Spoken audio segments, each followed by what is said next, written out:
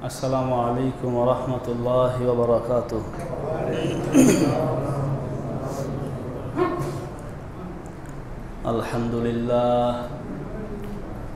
আলহামদুলিল্লাহ নাহমাদুহু ওয়া নাস্তাঈনুহু ওয়া নাস্তাগফিরুহু ওয়া নু'মিনু বিহি ওয়া নাতাওয়াক্কালু আলাইহি ওয়া নাউযু বিল্লাহি মিন শুরুরি আনফুসিনা ওয়া মিন সাইয়্যাতি আ'মালিনা। من يهده الله فلا مضل له ومن يضلله فلا هادي له وأشهد أن لا إله إلا الله وحده لا شريك له وأشهد أن محمدا عبده ورسوله الذي أرسله الله تعالى بالحق إلى الناس بشيرا ونذيرا وداعيا إلى الله بإذنه وسراجا منيرا. أما بعد فقد قال الله تعالى في كلامه المجيد وفرقانه الحميد: أعوذ بالله من الشيطان الرجيم. بسم الله الرحمن الرحيم. واتخذوا من دون الله آلهة ليكونوا لهم عزا. صدق الله العلي العظيم وصدق رسوله النبي الكريم ونحن على ذلك من الشاهدين والشاكرين. سبحانك لا علم لنا إلا ما علمتنا إنك أنت العليم الحكيم. সকলেই বলি রব্বি জিদনি ইলমা রব্বি জিদনি ইলমা ربي زدني علما ربي اشرح لي صدري ويسر لي أمري واحلل عقدة من لساني يفقهوا قولي. সমস্ত প্রশংসা মহিয়ান গরিয়ান সেই মহান রব্বুল আলামিনের জন্য, যিনি আমাদেরকে মাগরিবের সালাত আদায় শেষে পৃথিবীর সবচেয়ে পবিত্র স্থান মসজিদে সবচেয়ে পবিত্র কিতাব কুরআনে কারীমের তাফসীরের দরসে অল্প সময়ের জন্য বসার তৌফিক দান করলেন। এজন্য আমরা সকলেই কালিমাতুশ শুকুর আদায় করে বলি আলহামদুলিল্লাহ,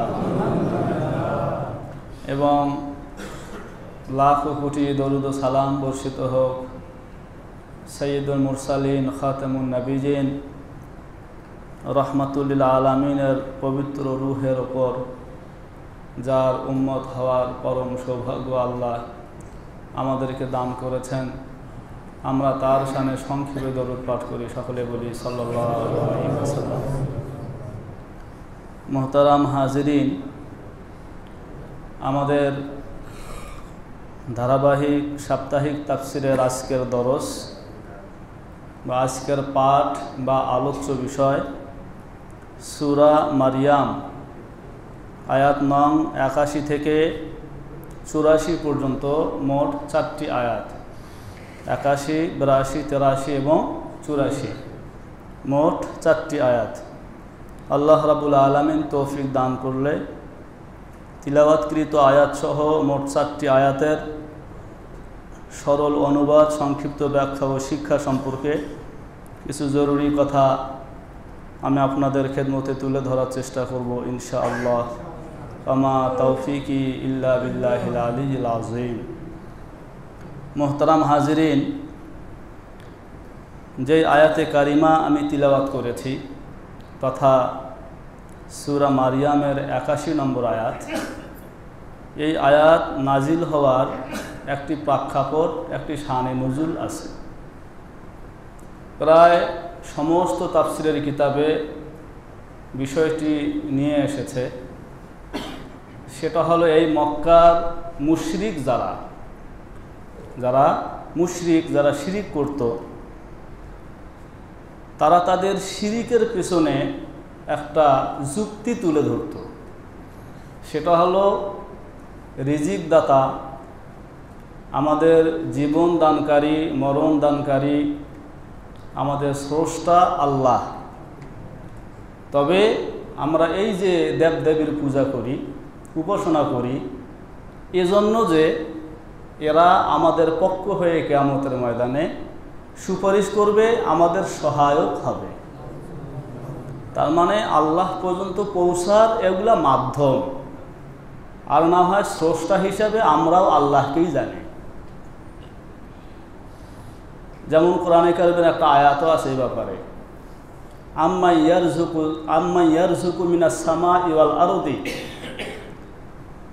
ওয়ামা ইয়ারযুকু মিনাস সামাই ওয়াল আরদি আম্মা ইয়ামলিকুস সামাআ ওয়াল বাসারা মান ইউখরিজুল হাইয়্যা মিনাল মাইয়িতি ওয়ামা ইউখরিজুল মাইয়িতা মিনাল হাইয়্যি ফাসায়াকুলুন আল্লাহ।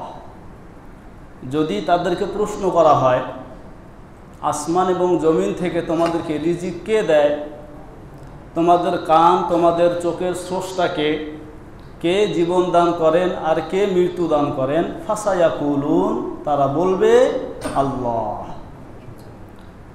এখনও কিন্তু এ ধরনের কথা ওরা বলে, আর অনেক দুর্বল মুমিনরা এতে গলে যায়, কয় ওরাও তো আমাদের আল্লাহকেই মানে, একটু পূজা করে আর কি, মানে ওটাকে একটুর জায়গায় নিয়ে গেল। আল্লাহ তাআলা কিন্তু এই ব্যাপারটাই এখানে তুলে ধরেছেন। আল্লাহ তাআলাও জানতেন ওদের বিশ্বাস হচ্ছে আল্লাহই স্রষ্টা, তো ওদের বিশ্বাস আল্লাহ স্রষ্টা, এটা বিশ্বাস পোষণ করার পরে যখন তারা মূর্তি পূজা করলো, তো চরমভাবে তাদের নিন্দা জ্ঞাপন করা হলো এবং এটা শিরিক, এটা স্পষ্ট করে দেওয়া হলো। তাহলে এটা করার পরে তাদের এই ধরনের কথায় বা যুক্তিতে পড়ার বা দুর্বল হওয়ার, একটু নমনীয় ভাব নেওয়ার তো কোনো রকমের কোনো সুযোগ থাকতে পারে না। তো আল্লাহও জানতেন, জেনে শুনেই আল্লাহ তাআলা বলছেন, তো তারা বলে এগুলো আমাদের সহায়ক। আল্লাহ কি বলেন, ওয়াত্তাখাযু মিন দুনিল্লাহি আলিহা, ওয়াত্তাখাযু, তারা গ্রহণ করেছে, তারা গ্রহণ করে নিয়েছে, মিন দুনিল্লাহি, আল্লাহ ছাড়া, আলিহাতান, অনন্য ইলাহ, তারা আল্লাহ ছাড়া অনন্য ইলাহ গ্রহণ করেছে। কেন? লিয়াকুনু লাহুম ইজ্জা, লিয়াকুনু, যাতে তারা হয়, লাহুম, তাদের জন্যে, ইজ্জান, সহায়ক। তাহলে এরা তাদের সহায়ক হবে, এই আশায় তারা কি করে? তাদের ইবাদত করে, তাদেরকে উপাস্য বানাইছে। আল্লাহ তাআলা এখানে কি জবাব দিয়েছেন, এর আগে আমি আপনাদের আরেকটা আয়াত শুনাই। সূরা আরাফ এর 6 নম্বর আয়াত, সূরা আরাফ এর 6 নম্বর আয়াত আল্লাহ তাআলা বলেন, অমান আদাল্লু, ওই ব্যক্তির চেয়ে বড় গোমরাহ, পথভ্রষ্ট আর কে হতে পারে? অমান আদাল্লু মিম্মান ইয়াদউ মিন দুনিল্লাহি মান লা ইস্তাজিবু লাহুম ইলা ইয়াউমিল কিয়ামা, যারা আল্লাহকে বাদ দিয়ে অন্য এমন কাউকে ডাকে যারা কিয়ামত পর্যন্ত তাদের ডাকে সাড়া দিতে সক্ষম নয়, এই লোকগুলোর চেয়ে আদল্লু আর বড় গোমরা কে হতে পারে? তারা তাদের অবস্থা সম্পর্কে গাফেল। শুধু তাই নয়, ওয়াইজা হুশিরান নাস কানু লাহুম আদাআন ওয়া কানু বিইবাদাতিহিম কাফিরিন। আজীব কথা এখানে, যখন সমস্ত মানুষকে কিয়ামতের ময়দানে একত্রিত করা হবে, তখন এই যে উপাস্যগুলো, এদের জবান খুলে দেওয়া হবে, কথা বলার শক্তি দেওয়া হবে। তখন এরা কি হবে?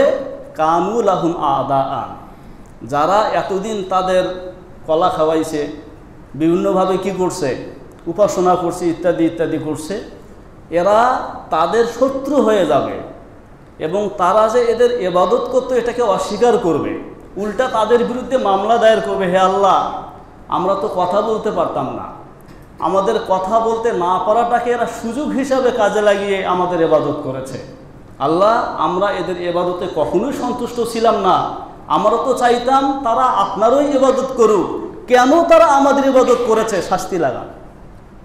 কি বুঝলেন? আজকে তারা যাদের ইবাদত করতেছে এই অবস্থা হবে, এটা আল্লাহই কোরআনে তুলে ধরেছে। কানু লাহুম আধা ওয়া কানু বিইবাদাতিহিম কাফিরিন, অস্বীকার করবে। এটাতে হলো সূরা আরাফের 6 নম্বর আয়াতের আলোকে কথা। এখানে আল্লাহ তাআলা কি বলেছেন? কাল্লা সায়াকফুরুনা বিইবাদাতিহিম ওয়া ইয়াকুনুনা আলাইহিম দিদ্দা। তারা যে মনে করে এরা কিয়ামতের ময়দানে তাদের সহায়ক হবে, কাল্লা, কশিন কালেও না, এরা সহায়ক হবে না, বরং সায়াকফুরুন, তারা অস্বীকার করবে, বিইবাদাতিহিম, তাদের এই ইবাদত উপাসনা অস্বীকার করবে। ওয়া ইয়াকুনুনা আলাইহিম দিদ্দা, ওয়া ইয়াকুনুনা, তারা হবে, আলাইহিম, তাদের বিরুদ্ধে, জিদ্দা, বিরোধী, মানে এরাই তাদের বিরোধী হয়ে দাঁড়াবে। আচ্ছা, তার মানে এই দুই আয়াতের আলোকে এটা স্পষ্ট হলো, তারা যতই তাদেরকে সহায়ক মনে করুক, তারা যতই তাদের ইবাদত বন্দেগী করুক, কিয়ামতের দিন তারা তাদের কোনো উপকারে, কোনো সাহায্যে আসবে না, বরং বিরোধী হয়ে দাঁড়াবে। এবার আল্লাহ তাআলা একটা বিষয় এখানে তুলে ধরছেন যে আসলে এদের এই শয়তানি কমে না কেন? এত করে বোঝানো হচ্ছে, এরা বুঝ নেয় না, এদের মধ্যে শয়তানি নাফরমানি দিন দিন বেড়েই চলেছে, কি কারণ? আল্লাহ তাআলা নবীজিকে বলছেন, আলাম তারা, হে রাসূল তুমি কি দেখো না, বা তুমি কি লক্ষ্য করনি? মানে শোনো, লক্ষ্য করো, এদের নাফরমানির কারণটা কি? কারণ হচ্ছে আন্না আরসালনা শায়াতিনা আলাল কাফিরিনা তাউযুহুম মাজা। আন্না আরসালনা, আমি ছেড়ে দিয়েছি, আন্না মানে আমি, আর আরসালনা অর্থ কি? ছেড়ে দেয়া। আমি ছেড়ে দিয়েছি তাদের ওপর, আর শায়াতিন শয়তান, আমি তাদের ওপর শয়তান ছেড়ে দিয়েছি। কাদের ওপর? আলাল কাফিরিনা, কাফেরদের ওপর, যারা কাফের, যারা মুশরিক, তাদের পিছনে শয়তান ছেড়ে দেওয়া হয়েছে। তাউযুহুম আজ্জা, যারা তাদেরকে সব সময় প্ররোচনা দিয়ে যায়, যে কারণে তাদের শয়তানি, তাদের নাফরমানি দিন দিন বেড়েই চলছে। মানে আসলে এটার ব্যাখ্যাটা হলো এরকম, শয়তান আপনার পিছনে ছেড়ে দিছে, আমার পিছনে ছেড়ে দিছে, বা কাফের মুশরিকদের পিছনে ছেড়ে দিয়েছে, এর অর্থটা কি? এর অর্থ হলো, যখন একটা মানুষ একটা গুনাহ করার পরে আবার গুনাহ করে, আবার গুনাহ করে, তো তার বারবার গুনাহ করাটা এটা বোঝায় যে তার পিছনে শয়তান লেগেছে, তার নফসানিয়ত তার উপরে গালেব হয়েছে, তার নফস তার উপরে বিজয়ী লাভ করেছে, যে কারণে সে দিন দিন গুনাহের দিকে আগাচ্ছে, তার ফিরে আসার সুযোগ হচ্ছে না। তো একটা গুনাহ করার পরে আবার ওই গুনাহটা করার অর্থই হচ্ছে সে তার নফসানিয়াতের গোলামি করছে, আল্লাহর গোলামি বাদ দিয়ে, এটাই শয়তান। তাছাড়া সূরা জারিয়াতে দেখবেন, সূরা জারিয়াতের 36 নম্বর আয়াতে আল্লাহ তাআলা বলেছেন, ওয়ামান ইয়াশু আন যিকরির রহমান, যারা আল্লাহর স্মরণ থেকে গাফেল, যারা পরকালের স্মরণ থেকে গাফেল, হিসাব নিকাশ হবে এই ব্যাপারে যারা উদাসীন, আল্লাহ বলে নুকাইয়িজ লাহু শাইতান, আমি তার পিছনে শয়তান নেলিয়ে দেই, ফাহুয়া লাহু করিন, এই শয়তান তখন তার বন্ধু হয়ে যায়। শয়তানের বন্ধু শয়তান, আমরা বাংলাতেও তো বলি শয়তানের বন্ধু কি?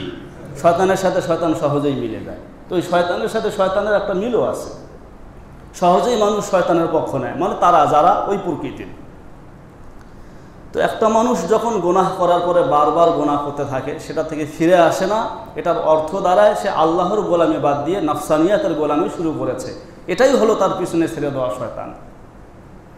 এরপরে আল্লাহ তাআলা সর্বশেষ আয়াতে বলেন, ফালা তা'জাল আলাইহিম, হে রাসূল আপনি তাদের ব্যাপারে তাড়াহুড়া করবেন না। তার মানে তারা এত নাফরমানি করছে, শিরিক করছে, দেবদেবীর পূজা করে যাচ্ছে, কেন তারা ধ্বংস হয়ে যাচ্ছে না?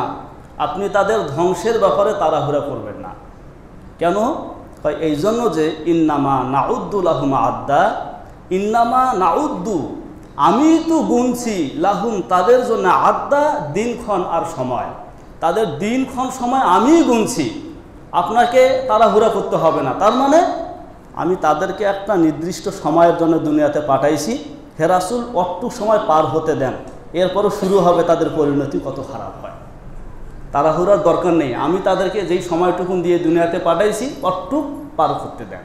তার দিন ক্ষণার সময় আমি গুনছি, তার প্রতিটা নিঃশ্বাস আমি গুনছি, তার প্রতিটা দিন সেকেন্ড আমি গুনে রাখছি। শেষ হলেই শুরু হয়ে যাবে তার পরিণতি।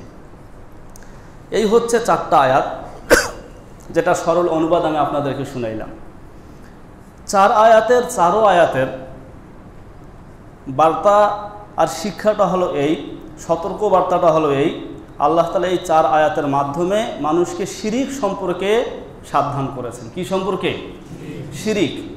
আমি আজকে আপনাদের সামনে শিরিকের ব্যাপারটা একটু পরিষ্কার করে তুলে ধরার চেষ্টা করবো ইনশাআল্লাহ। শিরিক এটা আল্লাহকে ডাকার পরে, আল্লাহর প্রতি ঈমান আনার পরেও মানুষের থেকে শিরিক হতে পারে। আল্লাহকে বাদ দিয়ে শিরিক হতে পারে, আল্লাহকে ডেকে আল্লাহর প্রতি ঈমান এনেও কি হইতে পারে? শিরিক হতে পারে। কতভাবে শিরিক হয় এই বিষয়টা আমি আজকে আপনাদের সামনে তুলে ধরছি। শিরিক এই কথাটা বোঝার আগে আমাদের বোঝার দরকার তাওহীদ কি। তাওহীদ যদি আমরা বুঝি একাত্মবাদ, তো তাওহীদের বিপরীত দিকটাই হচ্ছে শিরিক, শিরিকের বিপরীত দিকটাই হচ্ছে কি? তাওহীদ। তাহলে তাওহীদ কাকে বলে? আমি বলি, শোনেন। 1 নম্বরে তাওহীদ বলা হয় আল্লাহ সুবহানাহু ওয়া তাআলাকে, খুব খেয়াল করে শুনতে হবে, আল্লাহ সুবহানাহু ওয়া তাআলাকে তার যাবতীয় হক সহ আলাদা করা। আল্লাহ তাআলাকে তার হক সহ কি করা? আলাদা করা। অর্থাৎ বান্দার কাছে আল্লাহর যে হকগুলো আছে, এই হকগুলো কেবল আল্লাহর জন্যেই সাব্যস্ত করা, আর কারো জন্যে নয়। তাহলে আল্লাহ তাআলাকে তার যাবতীয় হক সহ আলাদা করা। আল্লাহর গুণাবলীগুলো কেবল আল্লাহর মধ্যেই সীমাবদ্ধ রাখা। আল্লাহর কোনো গুণে অন্য কাউকে শরীক না করা। এই 3টা কথার নাম হচ্ছে তাওহীদ। বুঝছেন কি? তাহলে আবার বলি, শোনেন। আল্লাহকে তার যাবতীয় হক সহ আলাদা করা, আল্লাহর গুণাবলীগুলো কেবল আল্লাহর জন্যেই সীমাবদ্ধ রাখা, আল্লাহর কোনো গুণে অন্য কাউকে শরীক না করা, এটার নাম হচ্ছে তাওহীদ। এটার কোনো একটার মধ্যে সমস্যা তৈরি করলে তার নাম হয়ে যায় শিরিক। তার নাম হয় কি? শিরিক। যেটা আল্লাহর হক সেটাকে আল্লাহর জন্যও রাখা, পাশাপাশি অন্য কারো জন্যও রাখা, কিংবা আল্লাহকে বাদ দিয়েও অন্য কারো জন্য রাখা, সেটা শিরিক। যেই গুণগুলো আল্লাহর জন্যে, সেগুলো আল্লাহকে বাদ দিয়ে অন্য কারো জন্য সাব্যস্ত করা, কিংবা আল্লাহরও জন্য সাব্যস্ত করা, পাশাপাশি আরও অন্য কারো জন্য সাব্যস্ত করা, এর নাম কি? শিরিক। খুব মনোযোগ দিয়ে না শুনলে বিষয় বুঝবে না, লম্বা করে কথা বলার তো সুযোগ নাই। তাহলে তাওহীদের বিপরীতটাই হচ্ছে শিরিক। শিরিক মারাত্মক একটা গুনাহ। ইন্নাল্লাহা লা ইয়াগফিরু আন ইউশরাকা বিহি ওয়া ইয়াগফিরু মা দুনা যালিকা লিমান ইয়াশা। আল্লাহ তাআলা শিরিক মাফ করেন না। শিরিক ছাড়া অন্য যে কোনো গুনাহ আল্লাহ চাইলে কি করতে পারেন? মাফ করতে পারেন। শিরিকের জন্য তওবা আবশ্যক। তওবা ছাড়া শিরিক, এটা মাফ হওয়ার কোনো সুযোগ নাই। ওয়া মান ইউশরিক বিল্লাহি ফাকাদ হারামাল্লাহু আলাইহিন নার ফাকাদ হারামাল্লাহু আলাইহিল জান্নাহ। যারা নাকি শিরিক করে, তো আল্লাহ তাআলা তার জন্যে জান্নাতকে হারাম করে দেয়। জান্নাতকে কি করে দেয়? এত মারাত্মক হচ্ছে শিরিক। তো আজকের আলোচনার মূল বিষয়টা হচ্ছে আল্লাহ তাআলা এই 4টা আয়াতের মাধ্যমে তার বান্দাদেরকে শিরিক সম্পর্কে সতর্ক করেছেন, যে একদিক থেকে যেরকম তোমাদেরকে আমার ইবাদত করতে হবে, অন্য দিক থেকে শিরিক থেকে বাঁচতে হবে। ইবাদত আমার জন্য করলে আমার জন্যই করতে হবে, আর কারো জন্য নয়। রাজ্জাক আমাকে মানলে আমাকেই মানতে হবে, আর কাউকে নয়। খালেক আমাকে মানলে আমাকেই মানতে হবে, আর কাউকে নয়। শিরিক থেকে বাঁচা, আল্লাহর ইবাদত করা, এটাই হচ্ছে আজকের এই 4 আয়াতের মূল বার্তা। আল্লাহ আমাদের সকলকে শিরিক মুক্ত ইখলাসের সাথে তার ইবাদত বন্দেগী করার তৌফিক দান করেন।